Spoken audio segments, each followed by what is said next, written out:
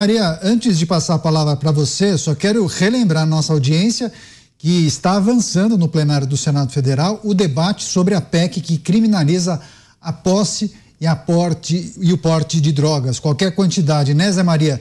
Serão 5 sessões, 2 já foram e senadores estão divergindo em relação à proposta. O que é preciso trazer nesse debate? É uma proposta que deve passar. Agora, será que haverá algum tipo de alteração? Olha, a notícia que eu tenho que dar sobre esse assunto é que esta emenda à Constituição já está sendo discutida na Câmara dos Deputados por antecedência. Primeiro passar no Senado e depois Câmara dos Deputados. A iniciativa é do Senado. Esse instrumento de emenda à Constituição já é um instrumento poderoso, né? Um deputado não tem prerrogativa para apresentar uma emenda à Constituição. Um senador também não tem prerrogativa. O presidente do Senado, Rodrigo Pacheco, tem a prerrogativa, assinou e os líderes dos partidos todos assinaram. Um líder, quando coloca a sua assinatura, é como se todos os deputados do partido colocassem. Então, a emenda super forte.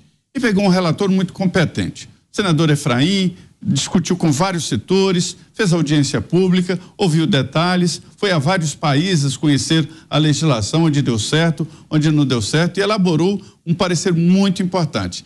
Ele leva o que já está na lei para a Constituição. E é objetivo: o porte ou posse de drogas, qualquer quantidade, é crime. E aí define o que é o traficante, que é o agente transmissor numa epidemia que tem que ser isolado, e o que é o usuário. O usuário será punido, evidentemente, de uma forma muito mais branda, serviços à comunidade e tal, e o traficante será penalizado com penas duras. Tem que ser penas duras. Não é uma coisa inocente.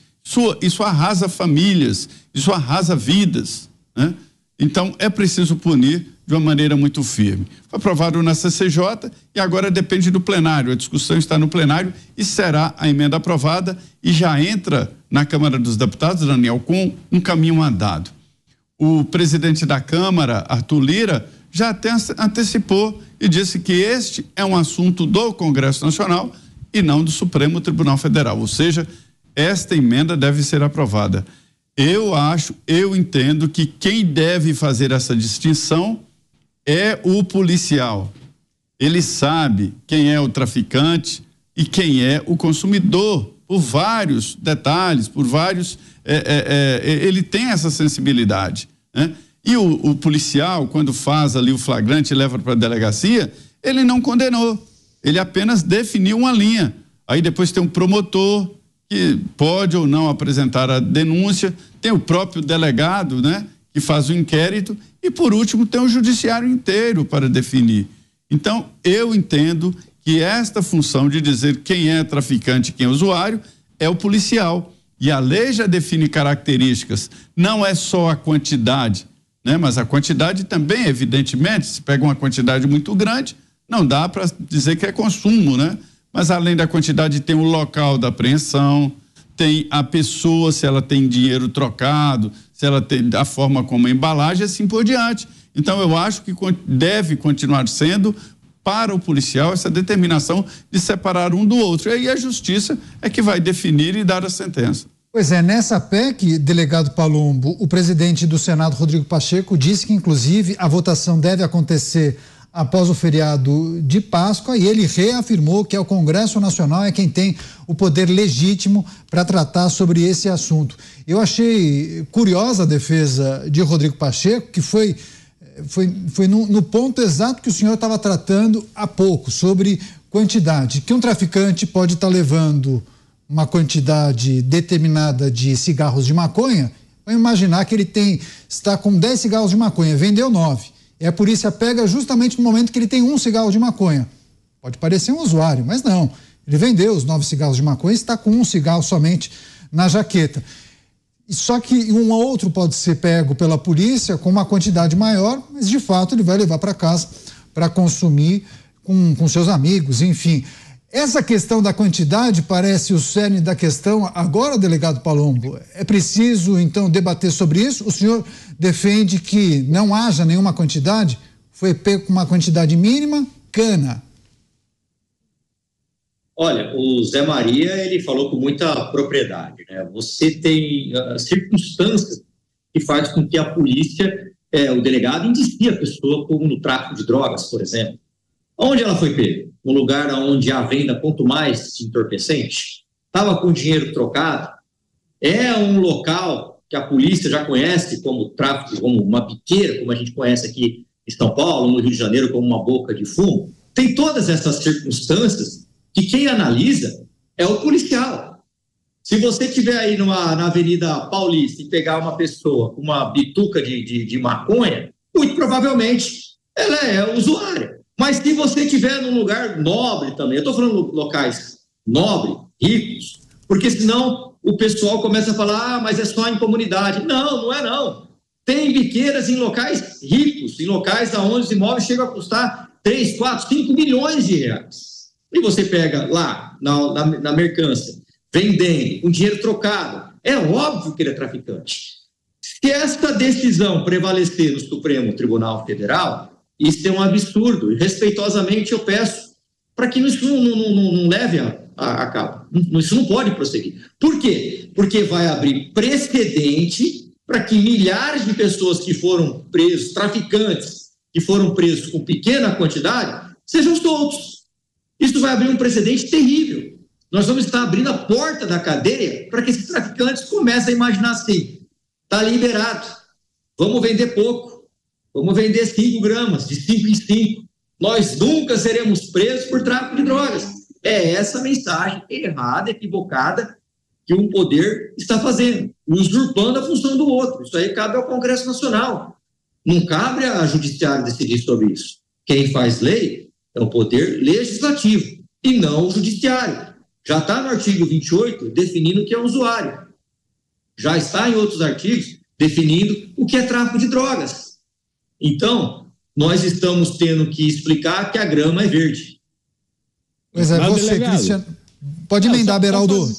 Fazer uma pergunta, porque quando você tem esses elementos que, de uma certa forma, eles são subjetivos e frutos da experiência do policial, para que esses argumentos sejam aceitos no ambiente do judiciário, é preciso também que o judiciário passe a ver o policial como uma referência dos fatos.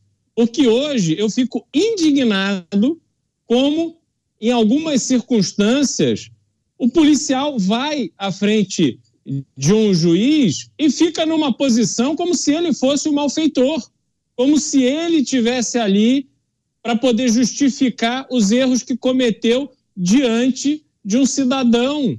Quando o policial entra na audiência, não tem chazinho quente e nem casaquinho para o policial, não. Então, como é que a gente muda isso para que estes argumentos de circunstância passem a ser tidos como verdade a partir do depoimento policial?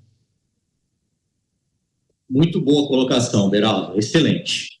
Quando eu trabalhava na divisão de operações especiais, eu conversando com o juiz, ele me falou que não era possível fazer a prisão de traficantes uniformizados. Naquela época nós usávamos o uniforme do Garra, da divisão de operações especiais. E ele era meu amigo. Ele é meu amigo e eu acabei levando ele numa biqueira, ele foi comigo. E nós pegamos uma viatura descaracterizada, paramos a 100 metros dessa biqueira, filmamos, dei um binóculo para ele, e quando esse traficante estava servindo, literalmente, a droga, eu cheguei com a minha viatura, uma outra viatura veio pela rua de trás, adentrou pela comunidade, era uma comunidade pequena, e aí o traficante não teve para onde fugir. E aí eu falei, tá vendo, doutor, como é possível fazer prisão de traficante mesmo estando uniformizado? Então, as pessoas têm que sair desse ambiente de ar-condicionado. O policial, ele sofre para fazer uma prisão. De 10 tentativas, às vezes a gente não consegue fazer nenhuma, ou uma. É muito difícil você combater o tráfico de drogas. É risco iminente de tiroteio. Você pode causar aí um dano maior. É perigoso para o policial, é perigoso para quem mora ali ao redor, que também não suporta o tráfico de drogas. Eles têm que conviver porque são obrigados. Porque eles estão subjugados. porque eles são ameaçados, mas eles não suportam o tráfico de drogas. E aí nós temos decisões aonde se prestigia o trabalho da polícia, aonde a palavra do policial não vale absolutamente nada, inclusive na audiência de custódia, aonde o preso é levado em menos de 24 horas, para explicar como ele foi preso, se ele foi algemado, se ele foi maltratado, se deram uma refeição. Antes da audiência de custódia, dão um cafezinho para o preso. Nós vimos, o Beraldo falou, uma juíza desligando o ar-condicionado, mandando um funcionário servir café. Ora, ele é criminoso, ele não é uma visita que a gente trouxe para nossa casa. E o policial que está fazendo a escolta desse indivíduo, às vezes não tem nem dinheiro para comprar um lanche. Então há uma inversão de valores tremenda.